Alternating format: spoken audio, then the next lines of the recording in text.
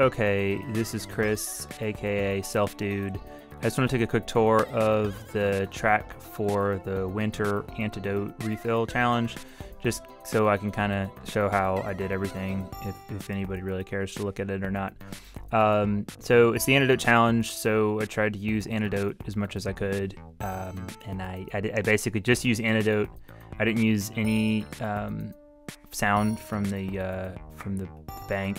And I didn't even realize till like the end of the contest that there were combinators in the refill that had other like Thors and pianos and stuff in them.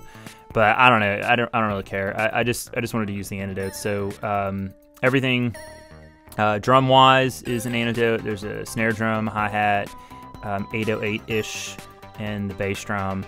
And I started with these when I was writing the song and doing the song with the original sounds without tweaking them at all, but I tweaked them quite a bit after I sort of was working the process.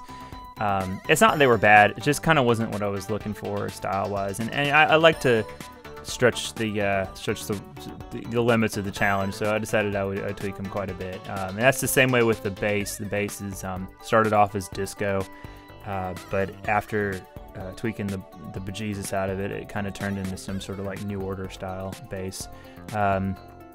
Though the people who made the refill will be happy to know that I didn't really touch ARP sweep at all. I just changed the pattern, whatever it is, that thing in there, and I didn't change the sounds like FM at all either. That's completely standard. I didn't touch that. Electro guitar, I changed quite a bit, so sorry whoever made that. It was a good patch to begin with. It just, I don't know. It was an inspirational patch, we'll put it that way. And so these are all my vocals, and I have just an ass load of vocal tracks.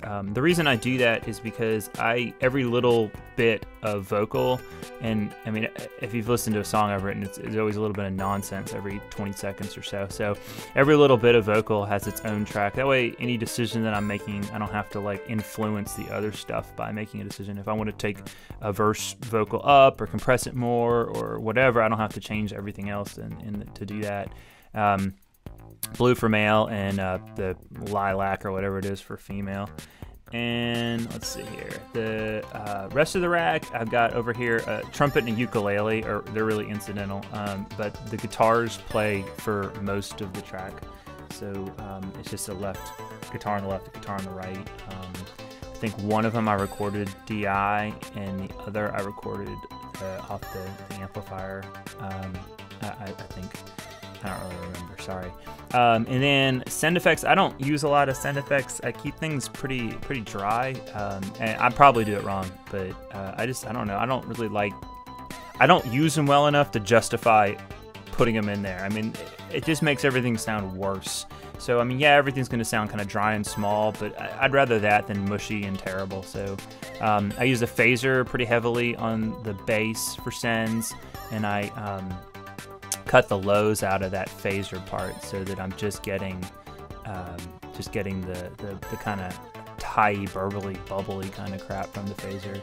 And then the First Avenue sound, I just use that reverb for the vocals. Again, I probably do it wrong, and I like the ambient sound on the vocals. I don't know. I should probably use delay or something, but I don't have the time.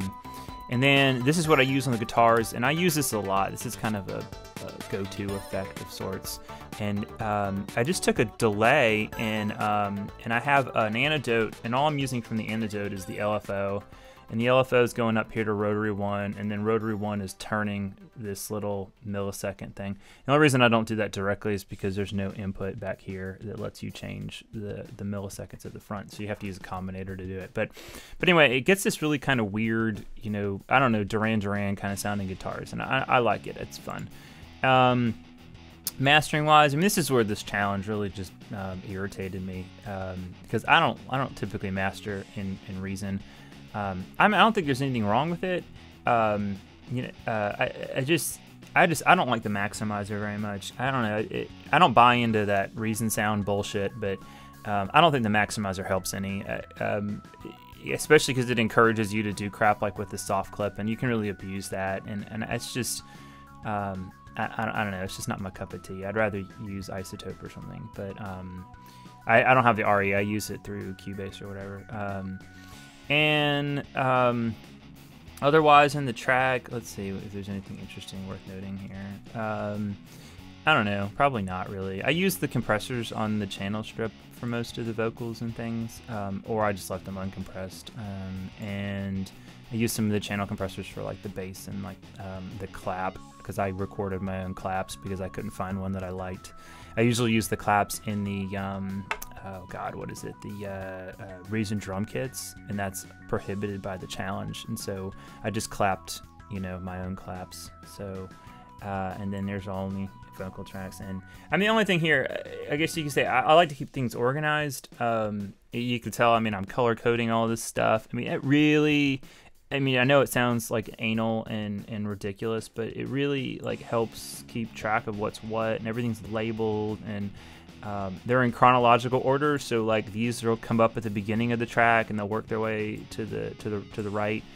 It just, again, I think anybody who looks at this is probably going to think I'm insane. But if you've listened to anything I've ever written, you already know I'm kind of insane. So, but it just really helps my workflow and all that kind of stuff. So it's about the size of it.